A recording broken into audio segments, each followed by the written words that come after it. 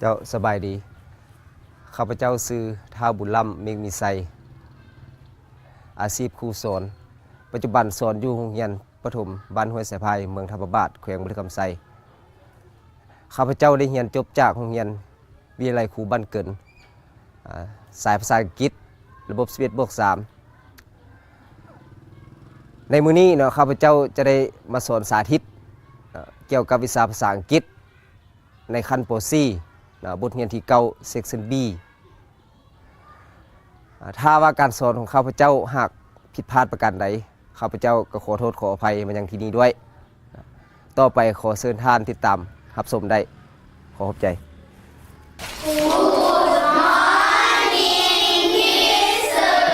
Good morning how are you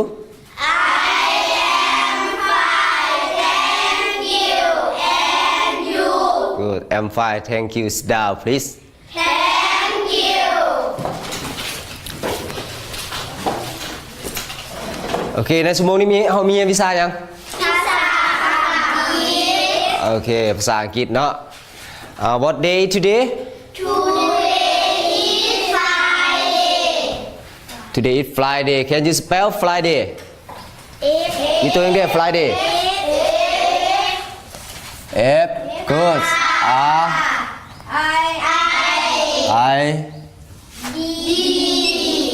A Y. Good. อ่านพร้อมกันเบิ้ง Friday. Good. วันยัง Friday? วันศุกร์ Good. What the date today? วันที่25ภาษาอังกฤษว่าวะ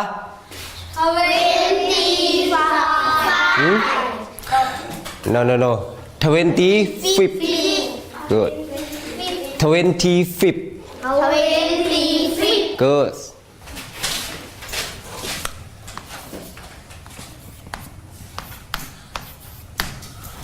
What month? เดือน12ภาษาอังกฤษฮู้บ่ December Good. December. พร้อมกัน December Good. What year? ปีอะไร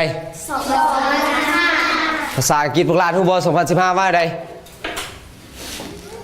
Okay, listen to me. 2015. โอเคพร้อมกัน 2015 Good.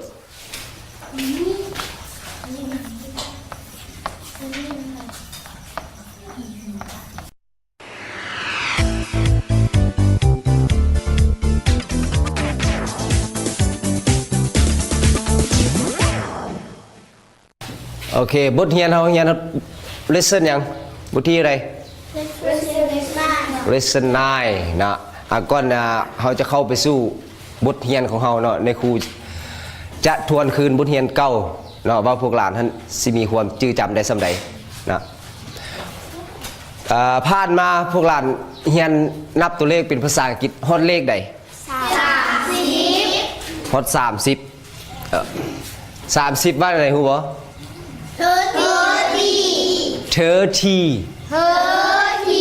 Good 30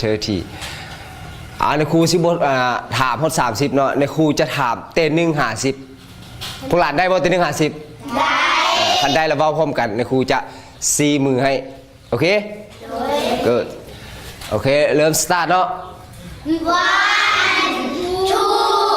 4 5 6 7 8 9 10 Good โอเคแคปyour hand บัดนี้เพื่อเป็นการให้พวกหลานท่านมีความจื้อจำได้หลายขึ้นเนาะในครูสิพาลินเกมนะสิพาลินเกมอยากลินบ่อยากโอเคผู้ใดอยากลินเนี่ยซีมาขึ้นมาดูเก่งหลายสำหรับเกมนี้เนาะจะเป็นเกมจับคู่เนาะจับคู่ตัวเลขกับตัวหนังสือเนาะถ้าว่าในครูเซตเป็นกลุ่มเนาะ เ เป็น4กลุ่มเนาะพอดีเนาะ4กลุ่มพอดีถ้าว่ากลุ่มใดเนาะจับคู่ตัวเลขกับตัวหนังสือได้ไวกว่าแล้วกลุ่มนั้นจะเป็นกลุ่มที่ชนะนะกลุ่มใดนะจับซ่าก็มูเลยเป็นกลุ่มที่ว่าโจกเนาะสำหรับในการลิ้นเนาะในครูจะจ่ายให้บัตรให้แต่ละกลุ่มเนาะแล้วให้เปิดพร้อมกันเนาะในครูบอกว่าเปิดไปสิจะค่อยเปิดโอเคเนาะ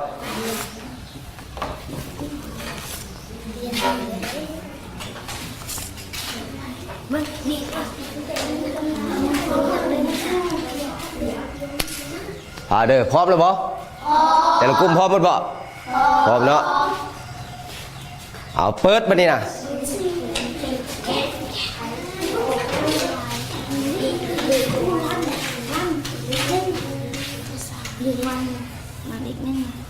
จับคู่เนาะตัวเลขกับตัวหนังสือให้มันทื่อกันเนาะ1คู่กับหยัง2คู่กับหยัง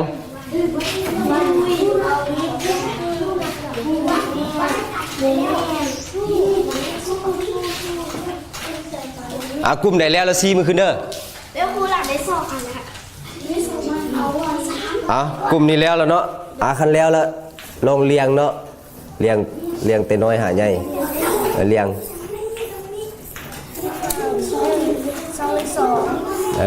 ตัวหนังสือพร้อมให้เป็นคู่ไปกลุ่มนี้เข้าใจบ่จะเป็นคู่ไปเป็นคู่ตัวเลขให้มันถือกับตัวหนังสือแล้วเรียงแต่น้อยหาใหญ่โอเคแล้วเนาะกลุ่มใดได้ที่1กลุ่มใดได้ที่2กลุ่มใดได้ที่3กลุ่มนี้ได้ที่4บ่เป็นหยังเนาะกลุ่มที่1ลองอ่านสมุดฟังเบิ่ง 1 2 3 4 5 6 7 8 9 10กลุ่มนี้อ่านถูกบ่โอเคตบมือสมเสยให้กลุ่มที่1เลยเนาะเป็นจังได๋ม่วนบ่เล่นเกมนะม่วนเล่นอีกบ่เล่นผู้ใดอยากเล่นได้4มือขึ้นเบิ่งโอเคเดี๋ยวครูสิพาเล่นอีกเกมนึงเนาะเกมนี้จะมีชื่อว่าเกมจับคู่เนาะจับคู่ตัวเลขกับตัวหนังสือเนาะหรือว่าตัวเลขกับคำศัพท์นะอยู่ในนี้เนาะมันจะมีตัวเลขเนาะจะมีตัวเลขและก็ตัวหนังสือเนาะตัวหนังสือฉะนั้นบางคนอาจจะได้ตัวเลขเนาะและบางคนอาจจะได้ตัวหนังสือเนาะตัวหนังสือนะความหมายก็เป็นตัวเลขภาษาอังกฤษเนาะตัวอย่างว่าเนาะนางไม้เนาะได้เลขยังนี่26ภาษาอังกฤษว่าได้26กูด26เนาะจำไปก่อนอันนี้ครูยกตัวอย่างเบิ่งเนาะบัดนี้26อยู่นำไผเนาะอยู่นำไผเราไปหาเราโอเคใจแล้วนะครูสิเริ่มใหญ่แล้วเนาะห้ามให้มูเบิ้งเด้อนะห้ามให้มูเบิ้ง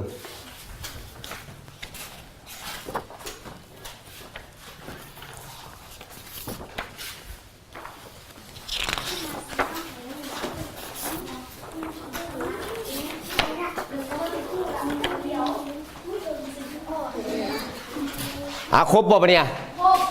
ครบเนาะอยู่ในหันในครูกำหนดเอาแต่เลข20หาเลขที่27เนาะเลข20หาเลขที่27ภาษาอังกฤษว่าได้20เนาะฉะนั้นหมายเลข20กับอะไร20เนาะตรงไหนออกมายืนกว่าหมู่ก่อนหมู่เนาะผู้ใดได้หมายเลข20หรือว่าต้องไปหาผู้ที่ได้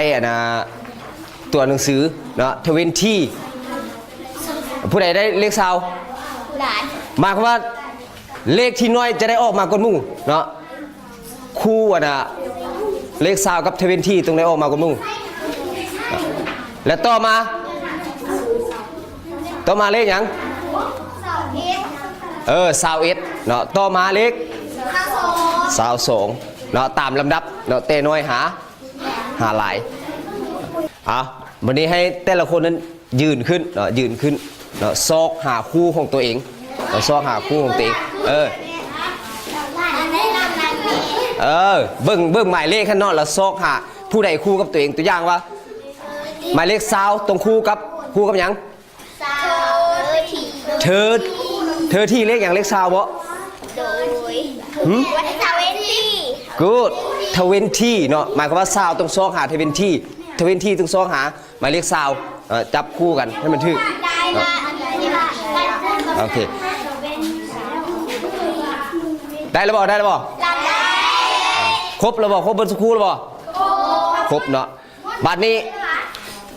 ครูหมายเลข20เนาะต้องได้ออกมายืนกนหมู่ผู้ใดถึกหมายเลข20กับ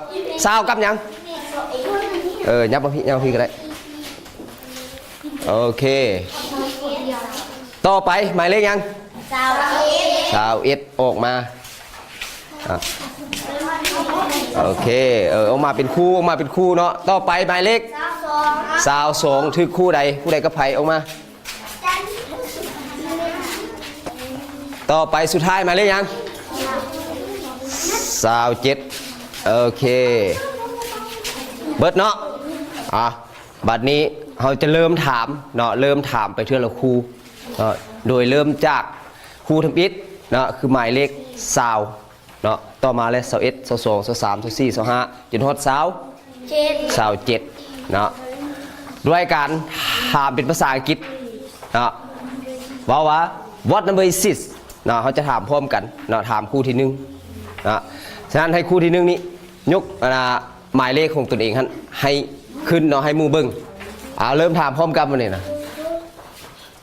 What number is it? It's 20. good eat 20 What number is it? It's 21. good What number is it? It's 22. good What number is it? is It's 23. good คู่นี้มัน What number is it? It's 24. good What number is it? 25. 25 What number is it? It's 26. good is 26 What number is it? It's 27. okay very good okay clap your hand โอเคเก่งหลายเนาะ ป่านนี้แต่ละคนไปบอลได้คอยวันนี้เรามาเข้าต่อบุญเรียนเราเนาะมาเรียนต่อบุญเรียนเรา lesson 9lesson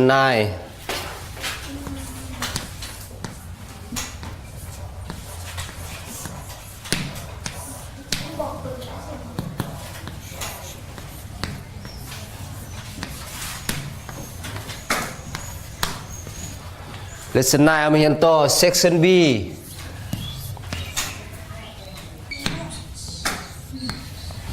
counting นะอ่านพร้อมกันเบิ่ง counting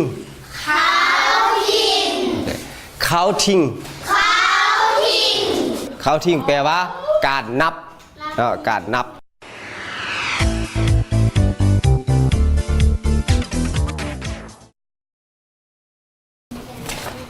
โอเคเบิ่งในครูพี่เป็นเนี่ยเบิ่งพี่เนาะ what number is this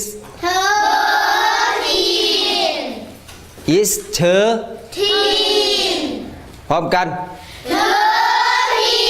13 โอเคยูว่าเบิ่ง 13 good style ยู 13. โอเคว่าพร้อมกัน 13 can you spell 13 มีตัวอย่างแดด13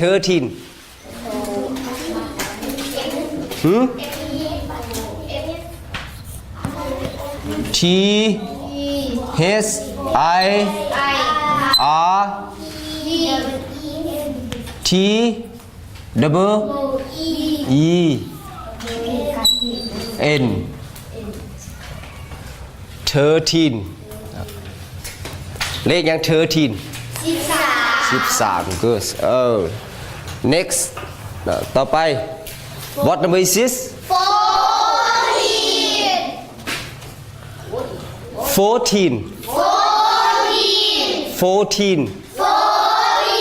พร้อมกัน you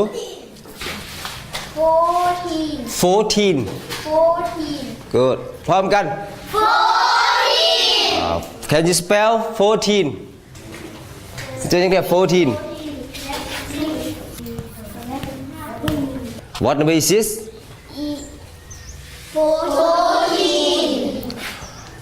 14 is this 15 No. no 14 is this 14 yes yes okay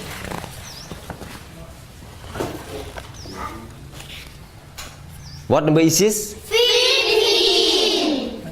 is this 16 No. 15. no is 15 is this 15 Yeah. yes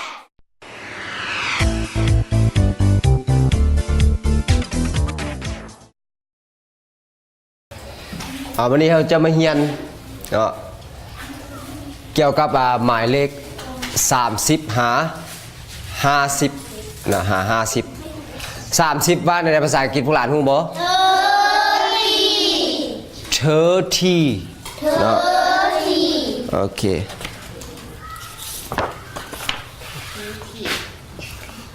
30ว่าพร้อมกัน30โอเคอยู่ 30อยู่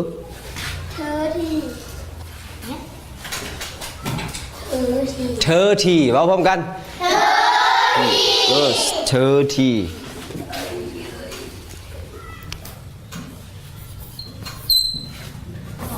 เลขยัง30 30 good ต่อไปเนาะ what number is this 40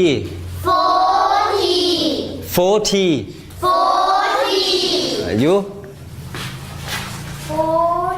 40 you good can you spell 40มีตัวยังไง40ฮึ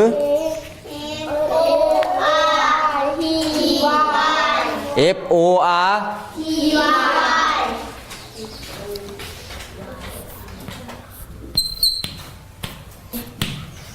R40เลขยัง40 good 40โอเคต่อไปเราเนี่ย listen to me 50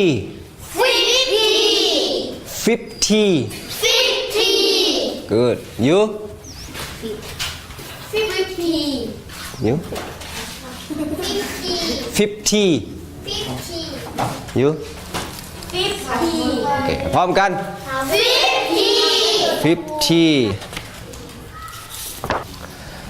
ให้พวกเรามาสังเกตเบิ่งเนาะวันนี้เนาะสองกลุ่มนี้ละสังเกตแต่13หา15เนาะสังเกตเบิ่งตัวหนังสือนี้เนาะมีบ่อนใดที่ว่ามันคือกันสองกลุ่มละสังเกต13หา15เนาะสังเกตเบิ่งตัวหนังสือนี้โอเคมีบ่อนใดที่ว่ามันคือกันเนาะแล้วให้พวกหลานเอามาขีดนะแล้วสองกลุ่มนี้เนาะเรามาสังเกตตัวหนังสือบางนี้นะมีบ่อนใดที่พวกหลานว่ามันคือกันนี่เราเอามาขีดเอาโอเคบ่ก่อนจะขึ้นมาเนาะแล้วครูจะให้พวกหลานสนทนากันเนาะออกความคิดเห็นนำกันโอเคเนาะแล้วให้ต่างหน้ากลุ่มผู้หนึงเอามาขีดเนาะเข้าใจบ่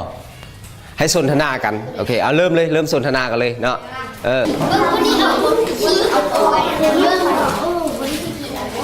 ขนาดนั้นไม่ได้ เบิ่งนำกันปรึกษากันสนทนากัน มั่นใจแล้วจะค่อยออกมา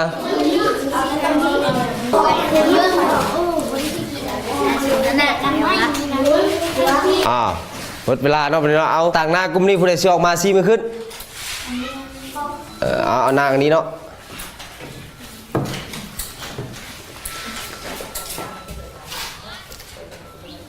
มีตัวใดแด่ที่ว่ามันคือกันโอเคบอลต่างหน้ากลุ่มนี้มาดินะผู้ใดสิออกมาเอาเท่านี้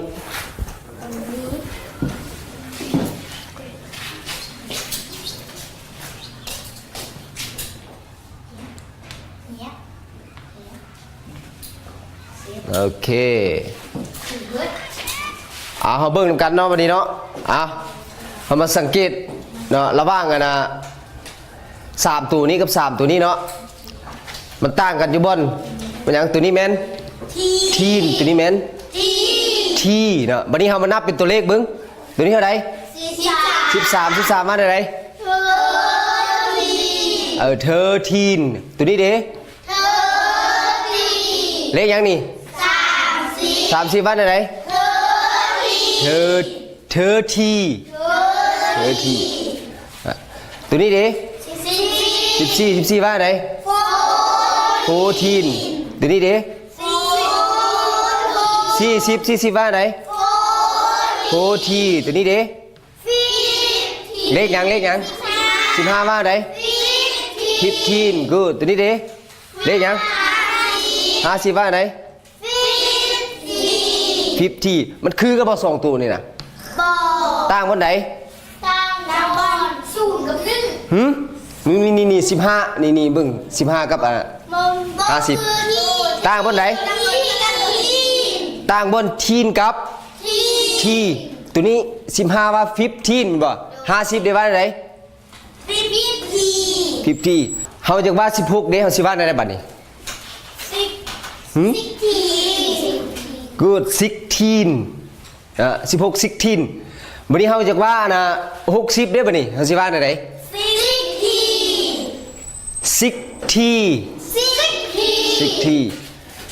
เฮาจักว่า17เด้บัดนี้นะ17เฮาจักว่า70เด้บัดนี้70 good clap your hand เก่งหลายเนาะบัดนี้นี่ครูใช้เฮ็ดกิจกรรมเป็นกลุ่มเนาะเฮ็ดเป็น4กลุ่มเนาะสำหรับกิจกรรมที่นี่ครูจะให้เฮ็ดเนาะและแม่นให้เขียนตัวเลขเป็นภาษาอังกฤษเนาะคือนี่ครูอธิบายบางอย่างนี้เนาะอันนี้แม่น15ว่าไหน15แม่นบ่บัดนี้50เด้15บ่มันต่างกันอยู่บ่ใดต่างกันอยู่บ่ว่าทีนกับที่แบบในวันนี้กิจกรรมที่นี่ครูจะให้เฮ็ดกับคล้ายๆคือกันเนาะคือในแต่ละกลุ่มเนาะครูจะให้เขียนคือตัวนี้เนาะ18นี่นะ18เขียนในไหนเนาะ18 80เด้บัดนี้เขียนในไหนแน่นอนเนาะ18กับ80มันต้องคือกันหรือต่างกันต่างกันเนาะแล้วให้แต่ละกลุ่มมันลองเขียนเบิ่งเนาะ18บ้านไหน80บ้านไหนเนาะกลุ่มนี้เอา19กับ90เนาะกลุ่มนี้เอา16กับ60กลุ่มนี้เอา18กับ80นี่เอา17กับ70ให้พวกหลานเขียนตัวเลขภาษาอังกฤษเนาะ17เขียนว่าใดๆ70เขียนว่าใดๆ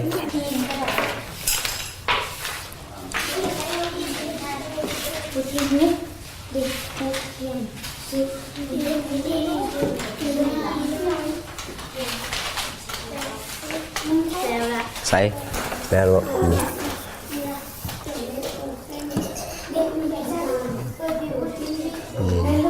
กูเก่งใส่กลุ่มนี้ดิแล้วบอก17ว่าได้17 เราเบิ้ง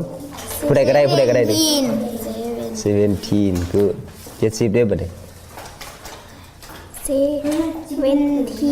หึ 70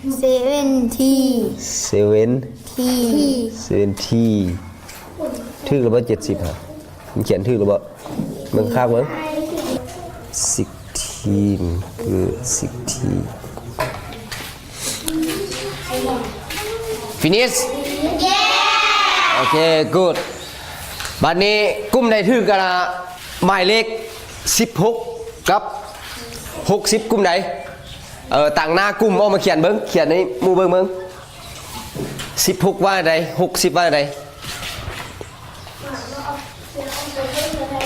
กลุ่มอื่นติดตามเด้อ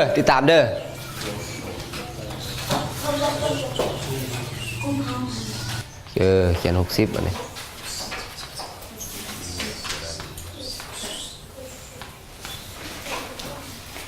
โอเคได้แล้วบัดนี้กลุ่มที่ถือกับ17กับ70กลุ่มใดต่างหน้ากลุ่มผู้ใดสิออกมาเอามาเขียนให้หมู่เบิ่ง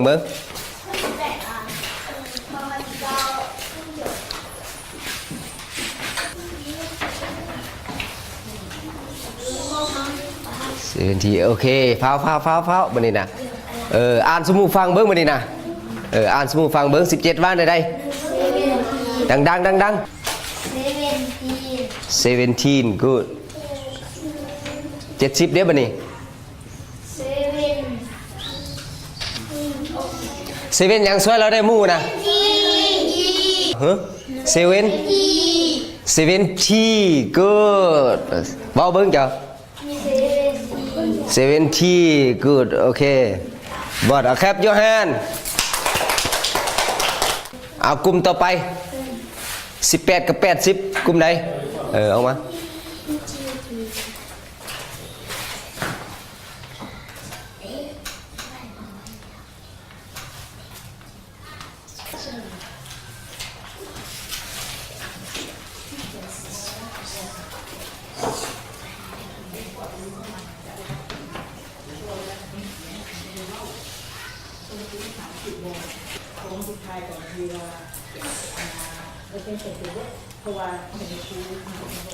ที่อย่าฟ้าวบ่ได้อย่าฟ้าวปิ่นนะหาหมู่อ่านสมุฟังมานี่นะ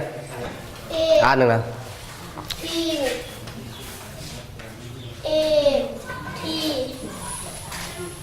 18เลขอย่าง18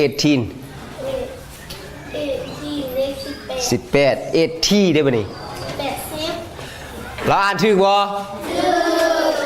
ถูกแล้วเนาะเก่งหลายเอาแคป your hand ต่อไปบัดนี้นะกลุ่มที่ถูก19กับ90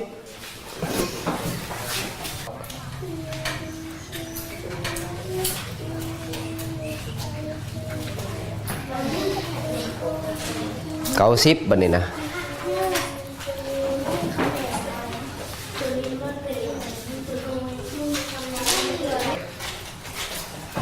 โอเคอ่านสมุฟังบัดนี้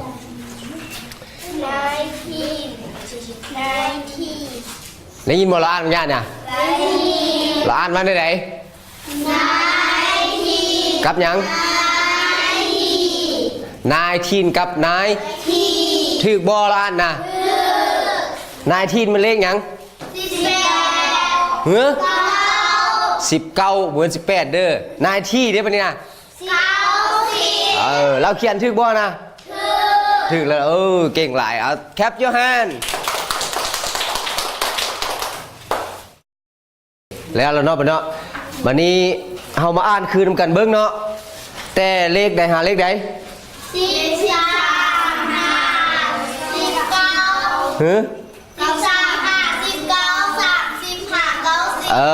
า19หรือว่า30หา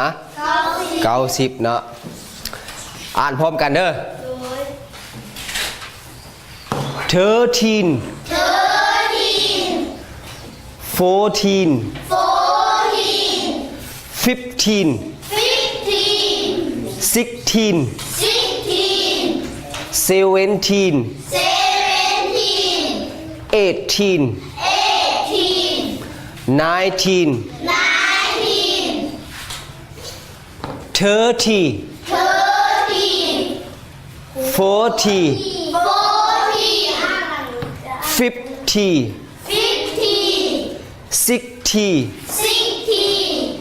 เอาบัดนี้ในครูสิเป็นผู้ชี้ให้พวกหลานเป็นผู้อ่านพร้อมกันดังๆโอเค1 2 3 start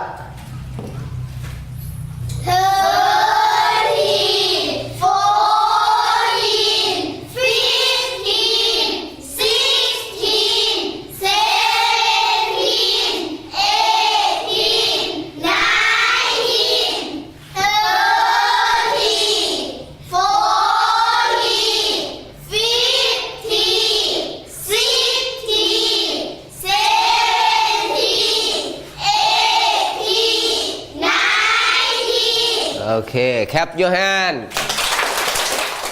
บัดนี้ในครูจะพาทวนคืนเนาะให้พวกหลานทวนคืนไปนำในครูเนาะแต่เลข30หา40เนาะให้เว้าไปพร้อมกันเนาะ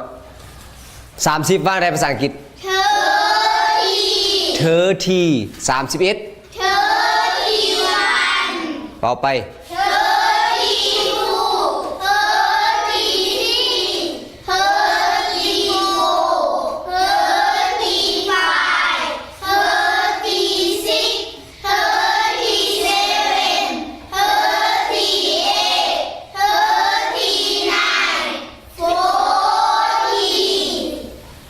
ว่าไม่รู้มั้ยยัง Good Clap your hand บัดนี้เราจะครูจะพาพวกหลานไปเข้ากิจกรรมใหม่เนาะสำหรับกิจกรรมตัวนี้ในครูจะให้พวกหลานเฮ็ดเป็นกลุ่มเนาะเฮ็ดเป็น4กลุ่มเนาะในครูจะให้นะแต่ละกลุ่มมันเขียนตัวเลขเนาะเขียนตัวเลขเป็นภาษาอังกฤษเนาะและอยู่ในนี้ในครูเขียนตัวเลขให้แล้วเนาะแต่ละกลุ่มเบิ่งพี่เนาะแล้วให้พวกหลานนั้นเขียนเป็นภาษาอังกฤษใส่ข้างนี้เข้าใจบ่ตัวอย่างว่า30ว่าไหน Good 30เนาะ30เขียนได้บัดนี้นะเนาะเขียนต่อจาก30นี้ต่อมา31ว่าไหนภาษาอังกฤษ Good 31 เขียนได้เนาะเขียนต่อ31นี่มาโอเคบ่โอเคเนาะสำหรับ2กลุ่มเนาะ2กลุ่มนี้นะครูจะให้เขียน30หา40เนาะ30หา40เนาะสำหรับ2กลุ่มนี้บัดนี้นะ นะครูจะให้เขียน40หาได้นี่ Good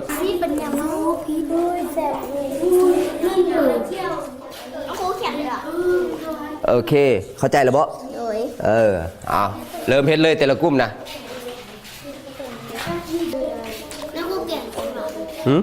หลานเขียนจะนึ่งละ โอเคเข้าใจบ่จะเปลี่ยนแต่ตัวท้ายเนาะนี่ตัวอย่างคือพวกเจ้านี่30หาเท่าไหร่40 Good 30ว่าได้นี่เธอที่นี่ครูเฮ็ดเป็นแบบอย่างให้แล้ว30เด้เธอที่วัน32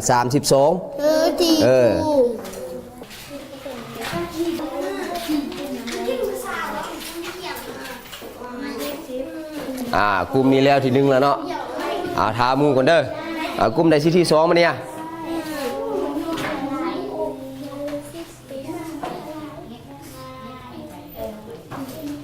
กลุ่มนี้เขาใส่ละ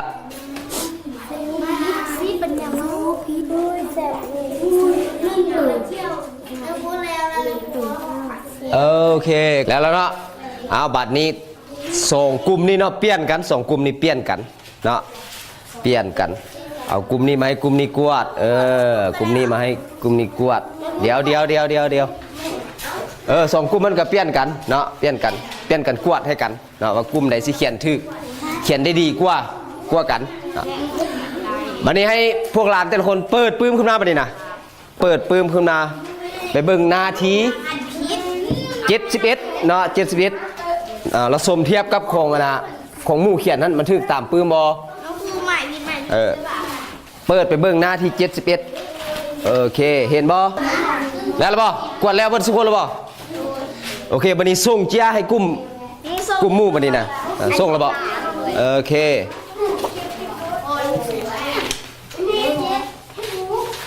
กลุ่มใดได้หลายกลุ่มหมู่ได้คะแนนดีกลุ่มหมู่ได้เท่าไหร่ได้10ต่อไปกลุ่มใดได้ที่2 ได้เท่าไหร่นะได้6คนละ6 กลุ่มนี้ได้คะแนนเท่าไหร่ได้6กลุ่มนั้นเด้6กลุ่มนั้นเด้7โอเคแสดงว่ากลุ่มที่เขียนได้ดีกลุ่มหมู่มันกลุ่มใดโอเคตบมือให้กลุ่มนางน้ำฝนเด้ครับยูแฮนเก่งหลายเนาะเก่งเบิดทุกคนวันนี้ให้พวกหลานไปเบิ่งหน้าที่71ต่อเนาะหน้าที่71ต่อแล้วอ่านไปพร้อมกันเนาะเริ่มแต่นัมเบอร์31ว่าได้ไหนโอเคป่ะโอเค 1 2 3 start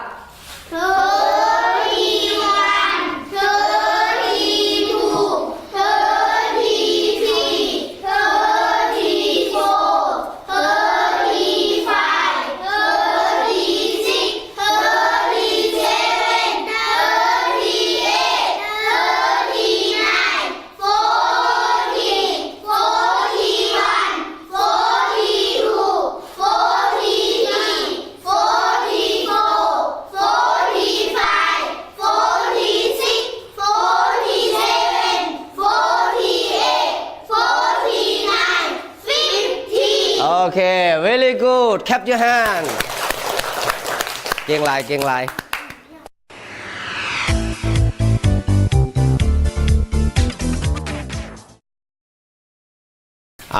บัดนี้เนี่ยครูจะมาพาพวกหลานไปเรียนกิจกรรมต่อไปเนาะกิจกรรมที่3 look and mat เนาะ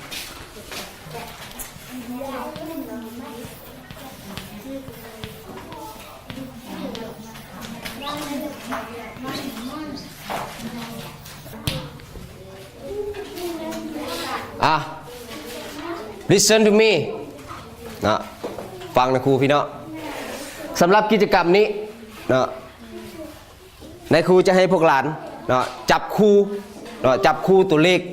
เนาะกับตัวหนังสือเนาะนายครูจะใหญ่ตัวหนังสือนี้ให้พวกหลานมาเสียบใส่เนาะตัวอย่างว่าเลขอย่างนี้46ภาษาอังกฤษว่าไงโอเค46เนาะเรามาเสียบใส่นี้เนาะ46เนาะเสียบอะไรคู่กับ46นี่ต่อมาหมายเลข50ว่าอะไร50เนาะ50เนาะเราให้พวกหลาน50ฮะผู้ใดได้50แล้วเอา50มาเสียบใส่คู่กับหมายเลข50โอเค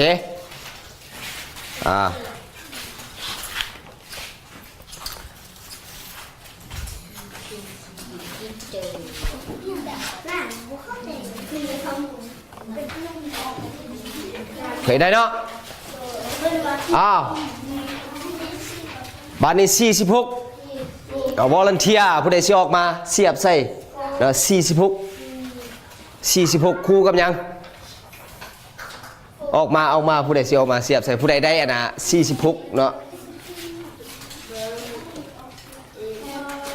โอเค46ว่าในใด40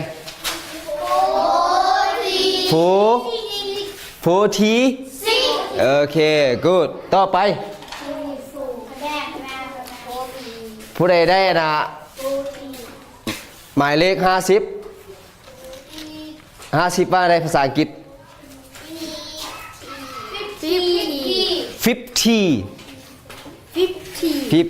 good 40ว่าใน40 good ต่อไปหมายเลข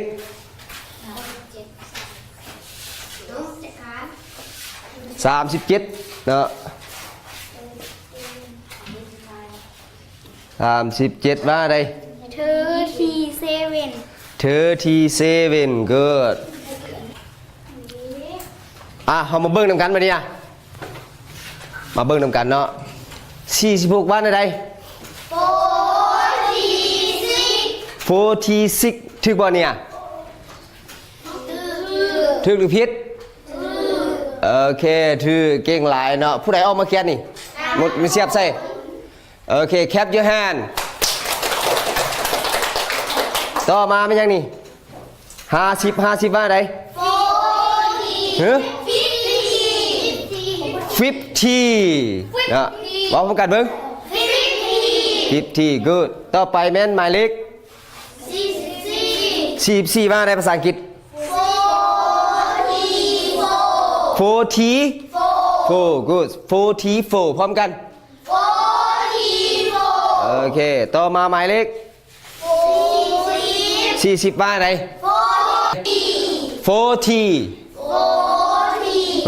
good ต่อมาหมายเลข37ว่าอะไร good very good นะถือว่าถึกเบิดนะเก่งหลายตบมือชมเชย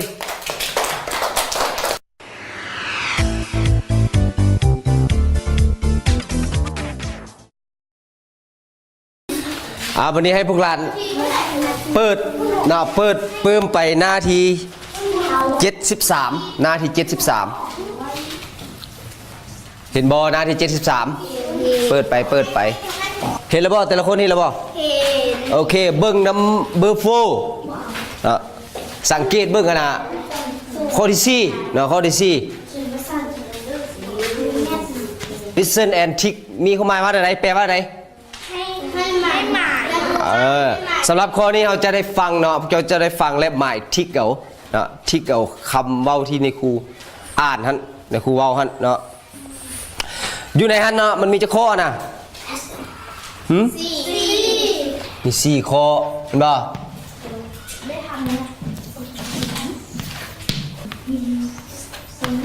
ให้พวกหลานเอาปื้มเขียนพวกหลานขึ้นมาเนาะเขียนเอาคือในครูเขียนนี้เนาะเขียน1แล้วก็ A B 2 A B 3 A B 4 A B แล้วเขียนใส่ปื้มเขียนของพวกหลาน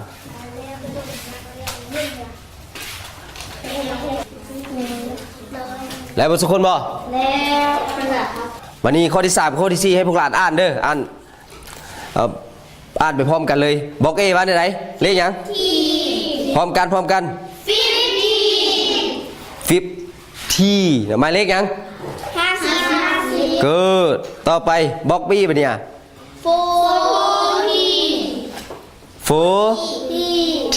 หมายเลขยัง40กูดวันนี้มาเบิ่งข้อที่4ปะเนี่ยบล็อก A อ่านมาไหนหมายเลขยังฮะน่ะอ่านพร้อมกันมาไหนภาษาอังกฤษ44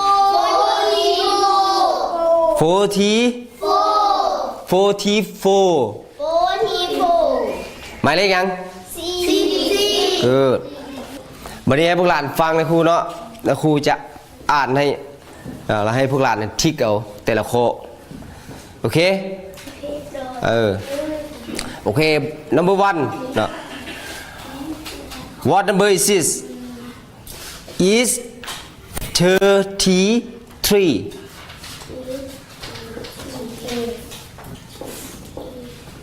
is 33 number 4 what number is this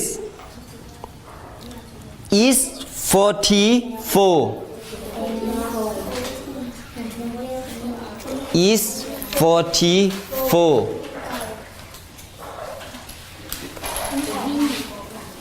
is 44 finish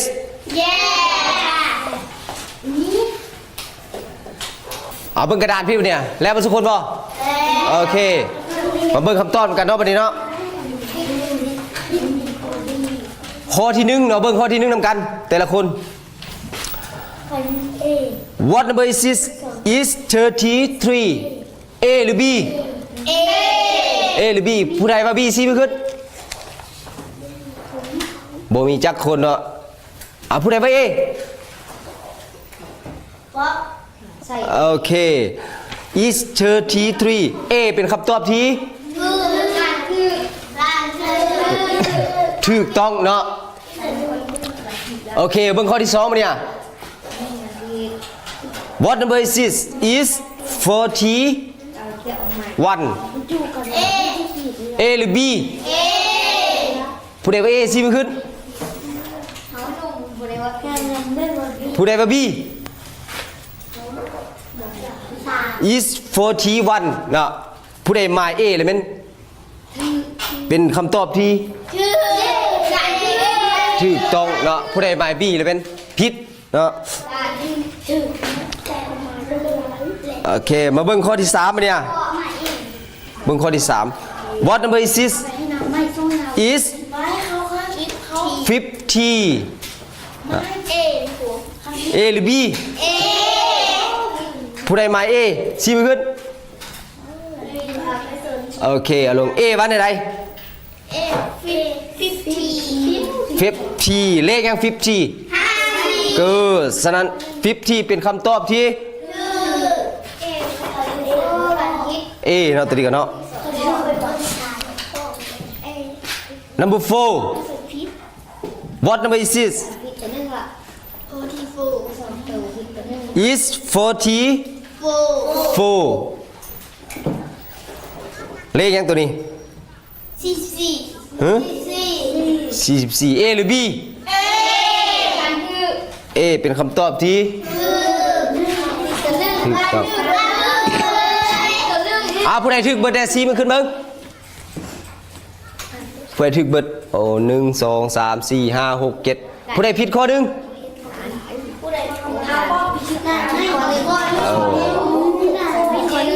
ลง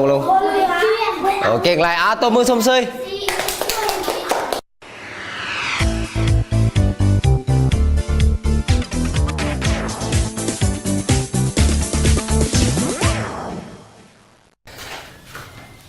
วันนี้เราจะมาเข้า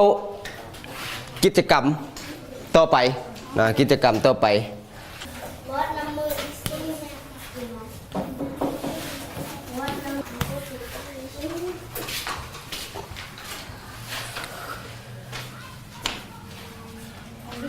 Let's talk นะ Let's talk ผ่านมานะเฮียนถามกันว่าใดบุหลายจื่อโอเค good กับคำถามยังมี2คำถามที่เฮียนผ่านมาอันนึงเขาถามว่า what number is it อัน2มาไม่ยังis it good ตัวอย่างหน่อย is it 20 is it 20 no is good no อันนี้มันโมเมนต์หมายเลขสาวเนาะมันแมนหมายเลขสาวสี่โอเค good is it 24 yes good yes เนาะมันแมนหมายเลขสาวสี่เนาะ โอเคบัดนี้นะครูจะให้พวกหลานนั้นคิดเนาะคิดหมายเลขของตัวเองเนาะคิดไว้เอาไว้ถามหมู่เนาะถามหมู่คิดไว้ในใจว่าตัวเองเสี่ยวหมายเลขยังนะจะใส่นะสำหรับถามหมู่เนาะด้วยนะการตั้งคำถามที่ครูพาถามบางอย่างนี้เนาะได้ระบอกแต่ละคนโอเคผู้ใดเสี่ยวออกมาบัดนี้อาสาสมัครออกมาวอลันเทียร์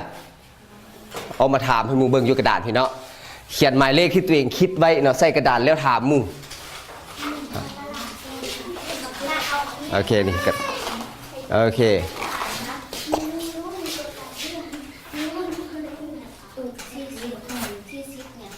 โอเคตอบแล้ว good is 40นะโอเคถามอีกคำถามนึงใส่2คำถามเนาะผู้นึงใส่2คำถาม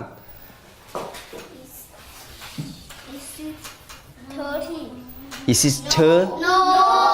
no is okay no is 40นะโอเคไปบอลแคปยูแฮนตัวมือลงเลยละเลยต่อไปมีบ่มีบอกมา ผู้หนึงถาม2คำถามเนาะที่นี่ครูน่ะถามมันยกตัวอย่างให้พวกเจ้าเบิ่งครับเขียนหมายเลขที่ตัวเองคิดไว้ใส่กระดาษแล้วถามหมู่เนาะ2คำถามใช่2คำถาม What number is it? is 8 8 t หรือ t t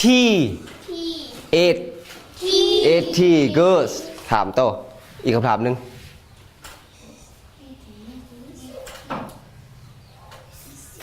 Is it 50? good No. Is it 80? โอเค very good clap your hand โอเค What number is this? ตอบแล้ว 50. is Is 50? is 50 good Is this 40? No. no Is it 50? no is Is บ่แม่น is it is is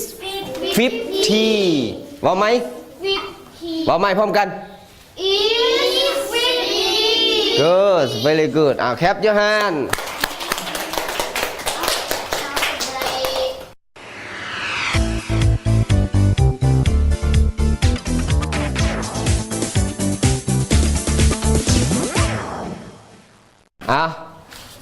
สำหรับ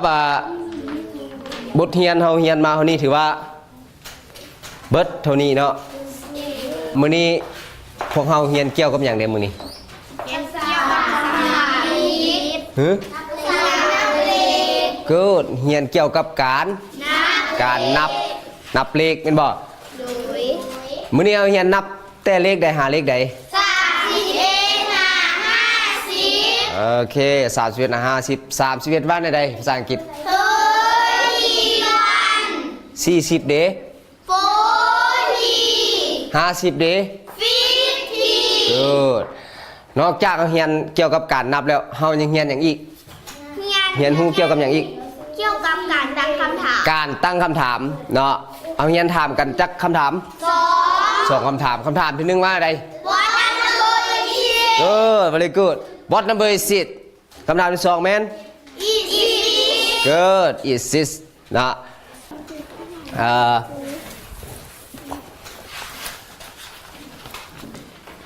look and say เนาะ number 2เนาะแต่ละ number หยัง30 วันหา50เนาะไปเรียนอ่านนะเรียนอ่านแต่30วันหา3050เนาะและเรียนเขียนให้มันเป็นเพราะมาชั่วโมงหน้าครูจะให้ออกมาเขียนเอาคะแนนอยู่กระดานเนาะแต่ละคนโอเคบ่โอเคนะกับข้อนี้เนาะ number 5 look and write เนาะอันนี้ครูจะให้พวกหลานนั้นไปเขียนผลการคิดไล่เป็นภาษาอังกฤษนะยกตัวอย่างนะ31 บวก 5 เป็น 36 ภาษาอังกฤษว่า36นะเขียน36ต่อ36นี่ต่อมา16 คูณ2 เครื่องหมายยังนี่เครื่องหมายคูณ16คูณให้ออกเท่าใด32 ภาษาอังกฤษว่า32เขียนเท่าใดเขียนโต้หมายเลข32นี่นะฉะนั้นก่อนเราจะเขียนผลของการคิดไล่ได้ก่อนอื่นเบิดเราต้องได้คิดไล่แต่ละข้อหันเห็นบ่ เขียนภาษา โอเคให้พวกหลานเพชรเบียกบ้านท่านเนาะมาชั่วโมงหน้าล่ะในครูจะกวดเบิ่งเนาะโอเคเนาะแต่ละคนพักผ่อนได้บัดนี้